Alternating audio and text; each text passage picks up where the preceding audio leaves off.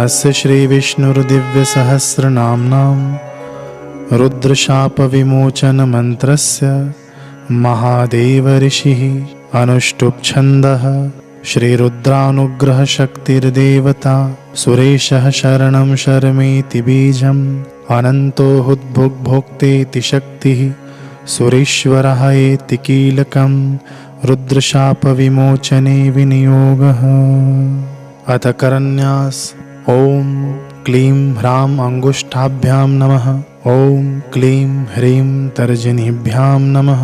ॐ क्लीं ह्रूं मध्यमाभ्यां नमः। ॐ क्लीं ह्रैं अनामिकाभ्यां नमः। ॐ क्लीं ह्रौं कनिष्ठिकाभ्यां नमः। ॐ क्लीं ह्रः करतलकरपृष्ठाभ्यां नमः। इस प्रकार बोलकर उन अंगों को स्पर्श करें। इति करन्यास। अथ षडंगन्यासः। ॐ क्लीं ह्रां हृदयाय नमः। ॐ क्लीं ह्रीं शिरसे स्वाहा। ॐ क्लीं ह्रूं शिखाय वषट्। ॐ क्लीं ह्रैं कवचाय हुं। ॐ क्लीं ह्रौं नेत्रत्रयाय वौषट्। ॐ क्लीं ह्रः अस्त्राय फट्। इस प्रकार बोलकर उन अंगों को स्पर्श करें। इति षडंगन्यास। ॐ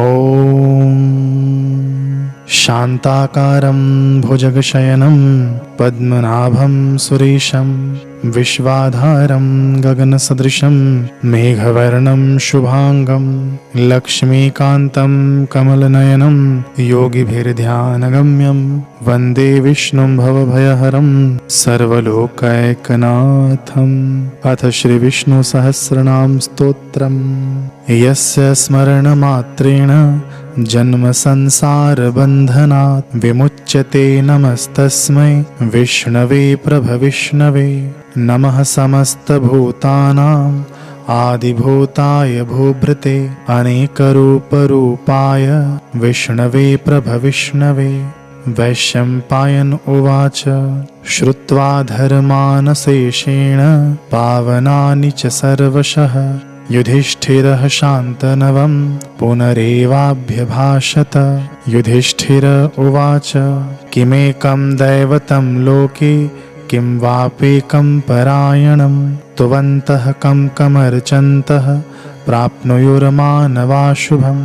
को धर्मः सर्वधर्माणां भक्तः परमो मतः किं जपन्मुच्यते जन्तुर्जन्म संसार बन्धनात्। भीष्म उवाच जगत्प्रभुं देवदेवम् अनन्तं पुरुषोत्तमं तुवन्नाम सहस्रेण पुरुषः सततोत्थितः तमेव चार्चयन् नित्यं भक्त्या पुरुषमव्ययम् ध्यायन्स्तुवन्नमस्यंश्च यजमानस्तमेव च। अनादिनिधनं विष्णुं सर्वलोकमहेश्वरं लोकाध्यक्षं स्तुवन्नित्यं सर्वदुःखातिगो भवेत्। ब्रह्मण्यं सर्वधर्मज्ञं लोकानां कीर्तिवर्धनं लोकनाथं महद्भूतं सर्वभूतभवोद्भवम्। एष मे सर्वधर्माणां धर्मोऽधिकतमो मतः यद्भक्त्या पुण्डरीकाक्षं तवैरर्चिन्नरः सदा।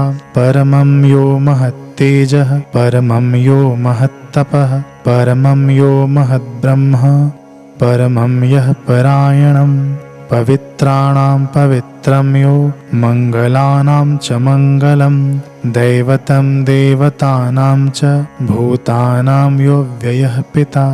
यतः सर्वाणि भूतानि भवन्त्यादियुगागमे यस्मिंश्च प्रलयं यान्ति पुनरेव युगक्षये। तस्य लोकप्रधानस्य जगन्नाथस्य भूपते विष्णुर्नाम सहस्रं मे शृणु पापभयापहम्। यानि नामानि गौणानि विख्यातानि महात्मनः ऋषिभिः परिगीतानि तानि वक्ष्यामि भूतये।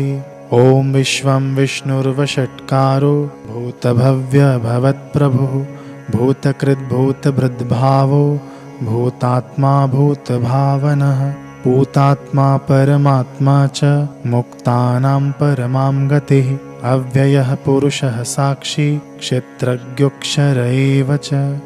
योगो योगविदां नेता प्रधानपुरुषेश्वरः।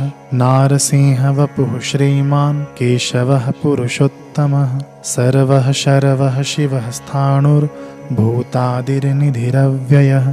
सम्भवो भावनो भर्ता प्रभवः प्रभुरीश्वरः। स्वयंभुः शम्भुरादित्यः पुष्कराक्षो महास्वनः।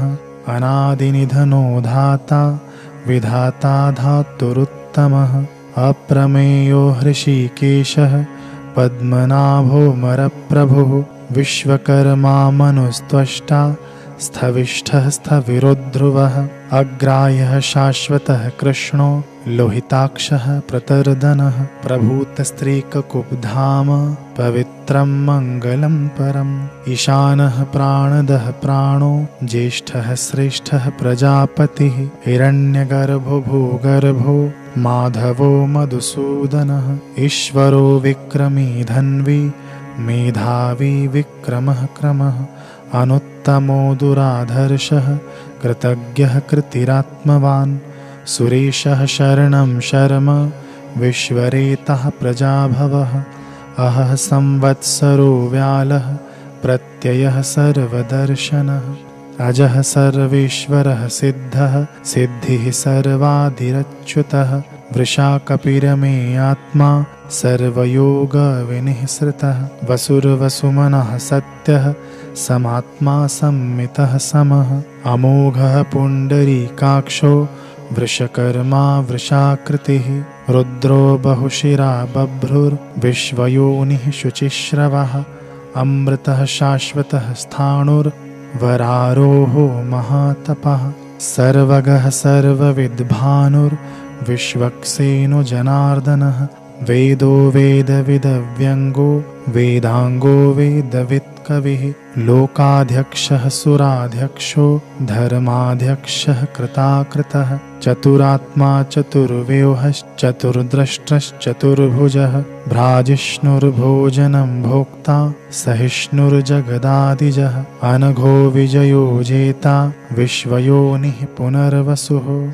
उपेन्द्रो वामनः प्रांशुर्मोघः शुचिरुर्जितः। अतीन्द्रः सङ्ग्रहः सर्गो धृतात्मा नियमो यमः। वेद्यो वैद्यः सदा योगी वीरः माधवो मधुः। अतीन्द्रियो महामायो महोत्साहो महाबलः। महाबुद्धिर्महावीर्यो महाशक्तिर्महाद्वितिः। अनिर्देश्य वपुः श्रीमान् अमेयात्मा महादृदृक्। महिश्वासो महीभर्ता श्रीनिवासः सतां गतिः। अनिरुद्धः सुरानन्दो गोविन्दो गोविदाम्पतिः। मरीचिर्दमनो हंसः सुपर्णो भुजगोत्तमः। हिरण्यनाभः सुतपः पद्मनाभः प्रजापतिः। अमृत्युः सर्वदृक्सिंहः सन्धाता सन्धिमान् स्थिरः। अजो दुर्मर्षणः शास्ता विश्रुतात्मा सुरारिः। गुरुर्गुरुतमो धाम सत्यः सत्यपराक्रमः। निमिषो निमिषः सृग्वी वाचस्पतिरुदारधिः। अग्रणीर्ग्रामणिः श्रीमान् न्यायो नेता समीरणः। सहस्रमूर्धा विश्वात्मा सहस्राक्षः सहस्रपात्। आवर्तनो निवृत्तात्मा संवृतः सम्प्रमर्दनः। अहः संवर्तको वह्निर्नीलो धरणीधरः। सुप्रसादः प्रसन्नात्मा विश्वधृग्विश्वभुग्विभुः। सत्कर्ता सत्कृतः साधुर्जह्नुर्नारायणो नरः। असङ्ख्येयो प्रमेयात्मा विशिष्टः शिष्टकृच्छुचिः। सिद्धार्थः सिद्धसङ्कल्पः सिद्धिदः सिद्धसाधनः। वृषाही वृषभो विष्णुर्वृषपर्वा वृषोदरः। वर्धनो वर्धमानश्च विविक्तः श्रुतिसागरः। सुभुजो दुर्धरो वाग्मी महेन्द्रो वसुदो वसुः। नैकरूपो बृहद्रूपः क्षिपिविष्टः प्रकाशनः। ओजस्तेजो द्वितीधरः प्रकाशात्मा प्रतापनः। ऋद्धः स्पष्टाक्षरो मन्त्रश्चन्द्रार्षुर्भास्करद्युतिः अमृतांशुद्भवो भानुः शशबिन्दुः सुरेश्वरः औषधं जगतः सेतुः सत्यधर्मपराक्रमः भूतभव्यभवन्नाथः पवनः पावनो नलः कामः कामकृत्कान्तः कामः कामप्रदः प्रभुः युगादिकृद्युगावर्तो नैकमायो महाशनः अदृश्यो व्यक्तरूपश्च सहस्रजिदनन्तजित् इष्टो विशिष्टः शिष्टेष्टः शिखण्डी नहुषो वृषः क्रोधः क्रोधकृत्कर्ता विश्वबाहुर्महीधरः अच्युतः प्रथितः प्राणः प्राणदो वासवानुजः अपां निधिरधिष्ठानम् अप्रमत्तः प्रतिष्ठितः दः स्कन्दधरो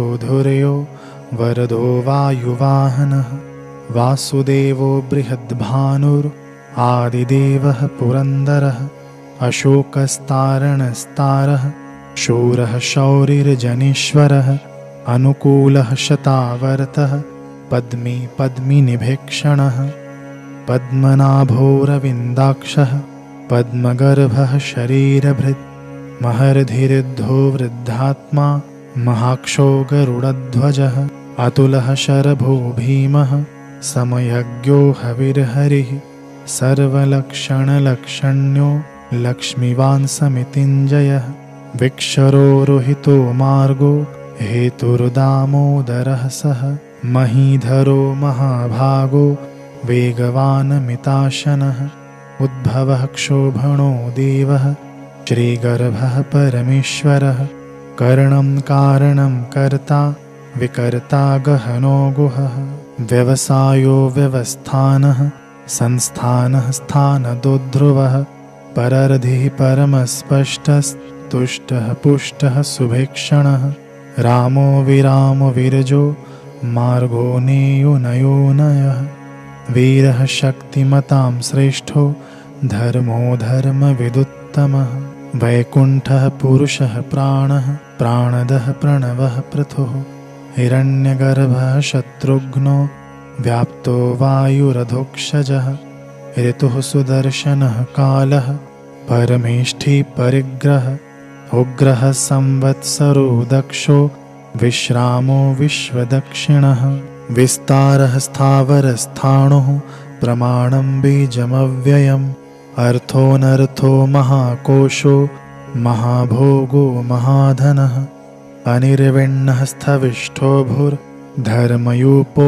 महामखः नक्षत्रनेमिर्नक्षत्री क्षमः क्षामः समीहनः यज्ञैज्यो महीजश्च क्रतुः सत्रं सतां गतिः सर्वदर्शी विमुक्तात्मा सर्वज्ञो ज्ञानमुत्तमम् सुव्रतः सुमुखः सूक्ष्मः सुघोषः सुखदः सुहृत् मनोहरोजितक्रोधो वीरबाहुर्विदारणः स्वापनः स्ववशो व्यापी नैकात्मानैककर्मकृत् वत्सरो वत्सलो वत्सी रत्नगर्भो धनीश्वरः धर्मगुद्धर्मकोद्धर्मी सदसत्तक्षरमक्षरम् अविज्ञाता सहस्रांशुर्धर्मगुद्धर्मकोद्धर्मी सदसत्तक्षरमक्षरम् अविज्ञाता सहस्रांशुर्विधाता कृतलक्षणः गभस्तिनेमिः सत्त्वस्थः सिंहो भूतमहेश्वरः आदिदेवो महादेवो देवेशो देवभृद्गुरुः उत्तरो गुप्तिर्गोप्ता ज्ञानगम्यः पुरातनः शरीरभूतभृद्भोक्ता कपीन्द्रो भूरि दक्षिणः सोमपुऽमृतपः सोमः पुरुजित्पुरुषत्तमः विनयो जयः सत्यसन्धो दाशार्हः सात्वतां पतिः जीवो विनयिता साक्षी मुकुन्दो मितविक्रमः अम्भोनिधिरनन्तात्मा महोदधीशयोऽन्तकः अजो महार्हः स्वाभाव्यो जितामित्रः प्रमोदनः आनन्दो नन्दनो नन्दः सत्यधर्मा त्रिविक्रमः महर्षिः कपिलाचार्यः कृतज्ञो मिदिनीपतिः त्रिपदस्त्रीदशाध्यक्षो महाशृङ्गः कृतान्तकृत् महावराहो गोविन्दः सुषेणः कनकाङ्गदी गुह्यो गभीरुगहनो गुप्तश्चक्रगदाधरः वेदः स्वाङ्गुजितः कृष्णो दृढः सङ्कर्षणोच्युतः वरुणो वारुणो वृक्षः पुष्कराक्षो महामनः भगवान् भगहानन्दी वनमाली हलायुधः आदित्यो ज्योतिरादित्यः सहिष्णुर्गतिसत्तमः सुधन्वः खण्डपरशुर्दारुणो द्रविणप्रदः दिवः स्पृक्सर्वदृग्व्यासो वाचस्पतिरयो निजः त्रिसामा सामगः साम निर्वाणं भेषजं भिषक् तन्यासकृच्छमः शान्तो निष्ठा शान्तिः परायणम् शुभाङ्गः शान्तिदः स्रष्टा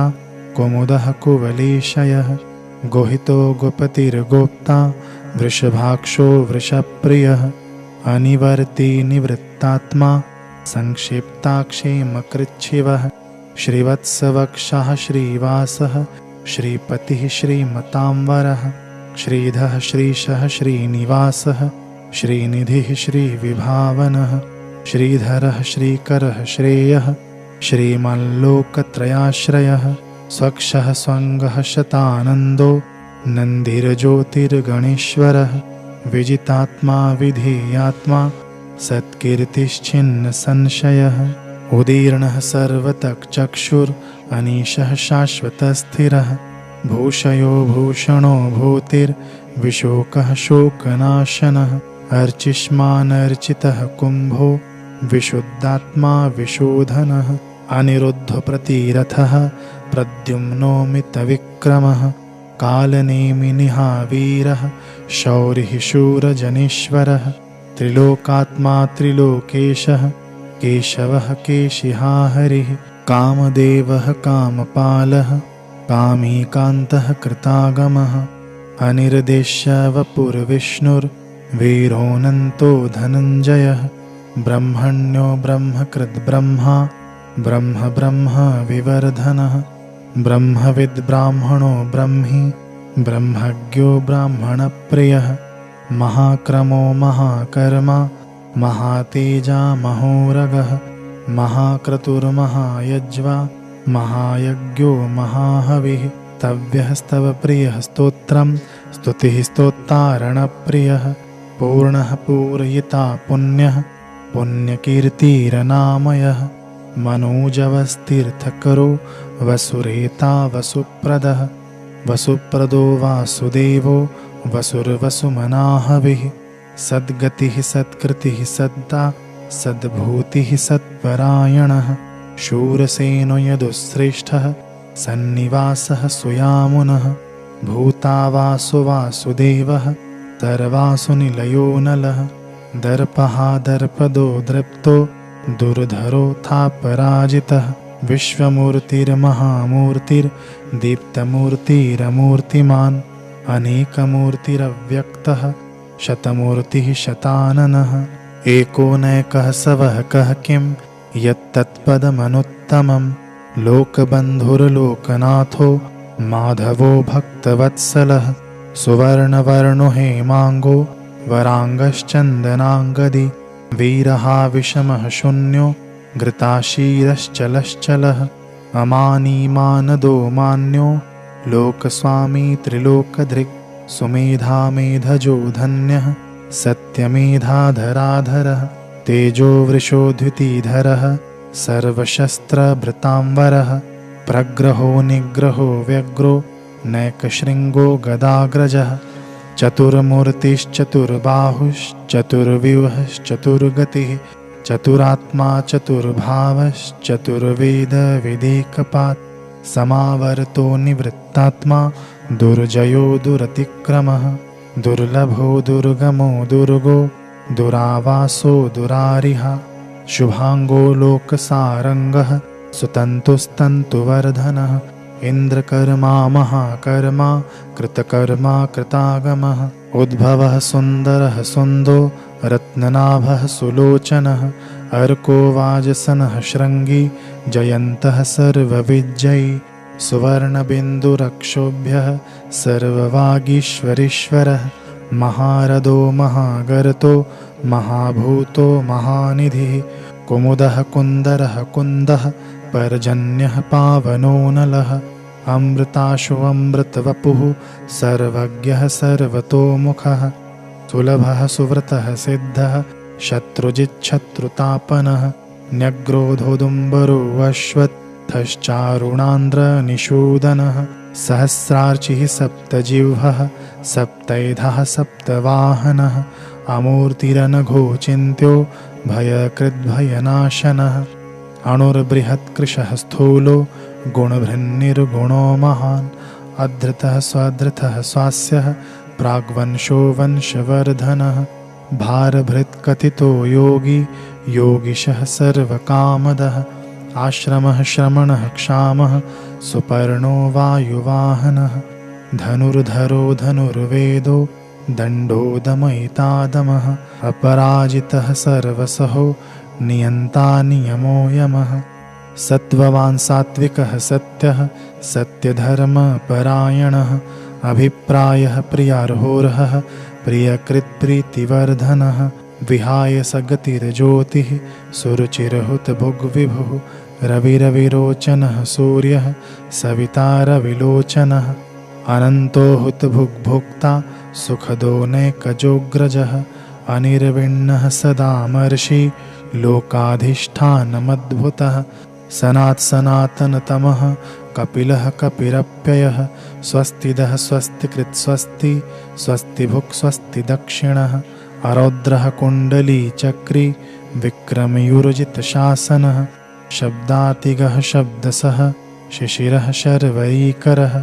अक्रूरः पेशलो दक्षो दक्षिणः क्षमिणाम्बरः विद्वत्तमो वीतभयः पुण्यश्रवणकीर्तनः उत्तारणो दुष्कृतिः पुण्यो दुःस्वप्ननाशनः वीरः रक्षणः सन्तो जीवनः परिव्यवस्थितः अनन्तरूपोऽनन्तश्रीर्जितमन्युर्भयापहः चतुरस्रो गभीरात्मा विदिशो व्यादिशो दिशः अनादिर्भुर्भुवो लक्ष्मीः सुवीरो रुचिराङ्गदः जननो जनजन्मादिर्भीमो भीमपराक्रमः आधारनिलयो धाता पुष्पहासः प्रजागरः ऊर्ध्वगः सत्पथाचारः प्राणदः प्रणवः पणः प्रमाणं प्राणनिलयः प्राणभृत्प्राणजीवनः तत्त्वं तत्त्वविदेकात्मा जन्ममृत्युजरातिगः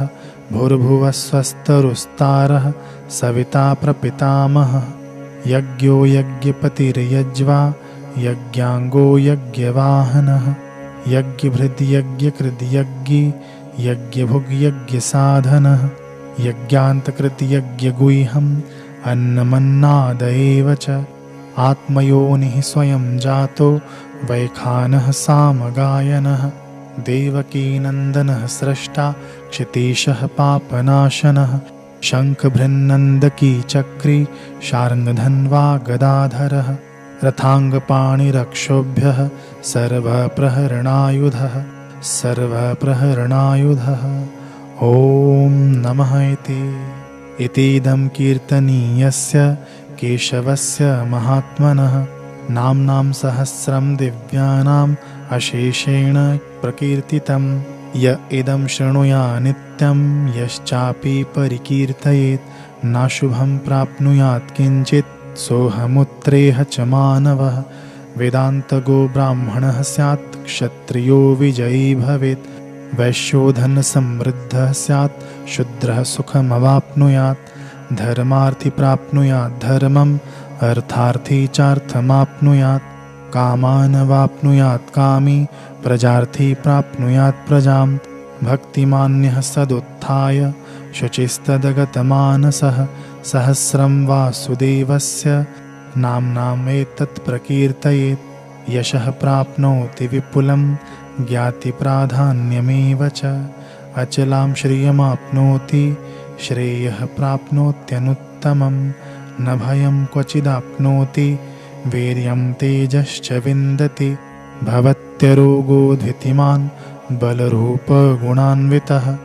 रोगार्तमुच्यते रोगात् बद्धो मुच्येत बन्धनात् भयान्मुच्येत भीतस्तु मुच्यतापन्नयापद दुर्गाण्यतितरत्याशु पुरुषः पुरुषोत्तमं तुवन्नाम सहस्रेण नित्यं भक्तिसमन्वितः वासुदेवाश्रयो मर्त्यो वासुदेवपरायणः सर्वपापविशुद्धात्मा याति ब्रह्म सनातनं न वासुदेवभक्तानाम् अशुभं विद्यते क्वचित् जन्ममृत्युजराव्याधि भयं नैवोपजायते इमं स्तवमधीयानः श्रद्धाभक्तिसमन्वितः युज्यतात्मसुखशान्ति श्रीधृतिस्मृतिकीर्तिभिः न क्रोधो न च मात्सर्यं न लोभो नाशुभामतिः भवन्ति कृतपुण्यानां भक्तानां पुरुषोत्तमे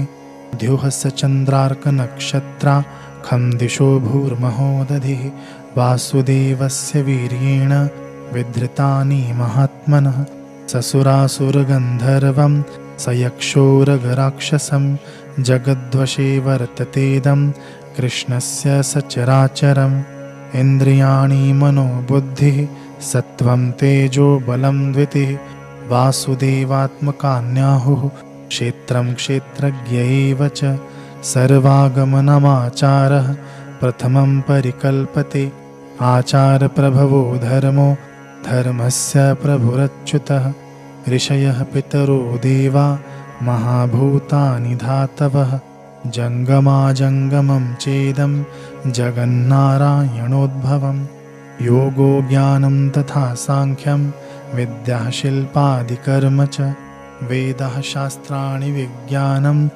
एतत् सर्वं जनार्दनात् एको विष्णुर्महद्भूतं पृथग्भूतान्यनेकशः त्रिलोकान् व्याप्य भूतात्मा भुङ्क्ते विश्वभुगव्ययः इमं स्तवं भगवतो विष्णुर्व्यासेन कीर्तितं पठिद्य इच्छेत पुरुषः श्रेयः प्राप्तुं सुखानि च विश्वेश्वरमजं देवं जगतः प्रभवाप्ययं भजन्ति ये पुष्कराक्षं न ते यान्ति पराभवम्।